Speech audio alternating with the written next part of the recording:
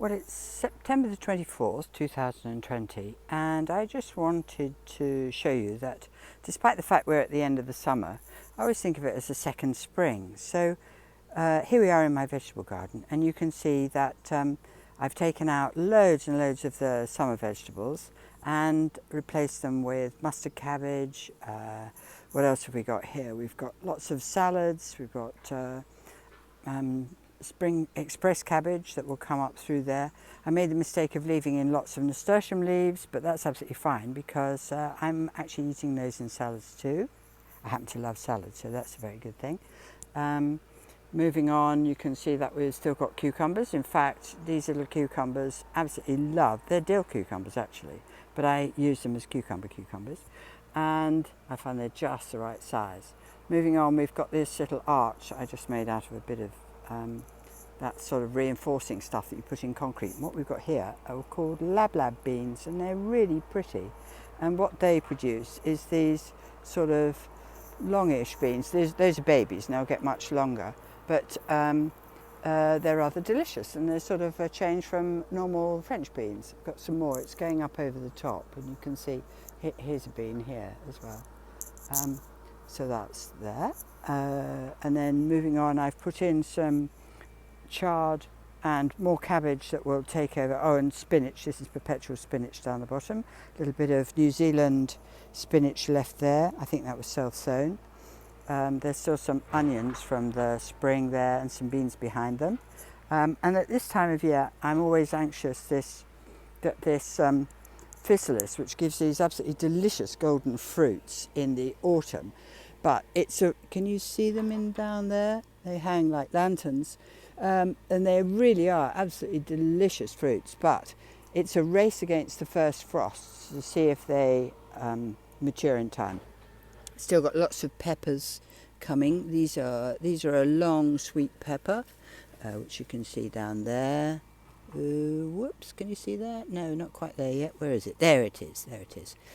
Ordinary peppers coming through there. A little bit of kale coming on its way back up. And there's more peppers over there. Now here I've got a real mess because there's lots of tomatoes and things still to take up. And behind them I've got lots of beans which need to come up. But those there.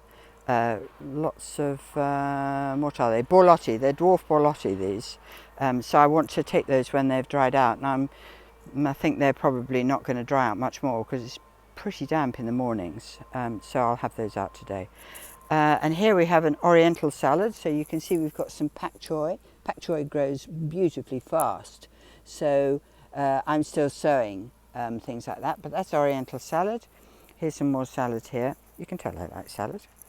And then if we nip over to the other side, the sunflowers, which have been absolutely magnificent, are drying on their heads. I'm rather hoping the birds will come and have some, but I haven't seen many yet. Other than that, they're actually going to the chickens, who love them. Still got absolutely tons of parsley down here. I sowed that, I think, probably in the spring.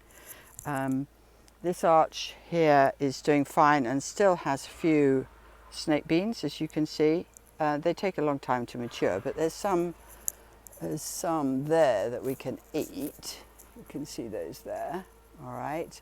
And that one, for example, is now too fat, so I'll take all of the seeds out of that and let those dry. But they've been very pretty for the summer. If I stand back a bit, you can see. So there's been an arch over which they've climbed.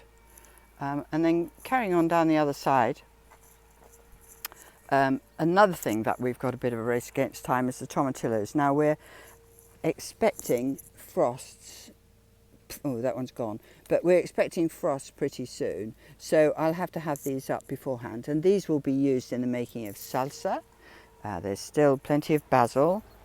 Right, now it's been a bit cold. And obviously these melons have decided that's enough. We've had enough. We're not going to do any more. So that's just with quite low. By low, I probably mean about 8 or 10 degrees. Low morning temperatures, the melons have given up completely. I can see in through here that there's a trombone squash ready to be picked.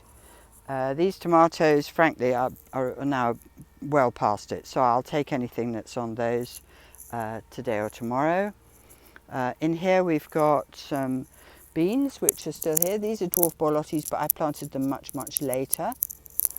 A few flowers because it makes it pretty. And then there's, this is broccoli rab in here, which will grow. It's like turnip tops, but it makes these absolutely delicious sort of broccoli-like tops, which are very nice. More salads, a bit of beetroot still there. Gone to seed lettuce, some express cabbage, and some more broccoli rab. So you can see, oh, and also down here, well, apart from lots and lots and lots of basil that's still going, you can see that the rhubarb has been going strong. I haven't picked any since spring, so it's possible that we'll have a little bit more. There's quite a lot of rhubarb, as you can see.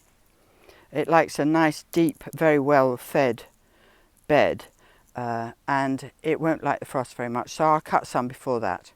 And then here we've got some self-sown Jerusalem artichokes, and I'll take out the biggest ones and leave the rest. So that's a little tour of the vegetable garden in late September. And we're early in the morning. It's probably about, I don't know, 8:30, something like that. Just back from walking the dogs. It's been a lovely start to the day. Okay, there you go. Hope you have a good day.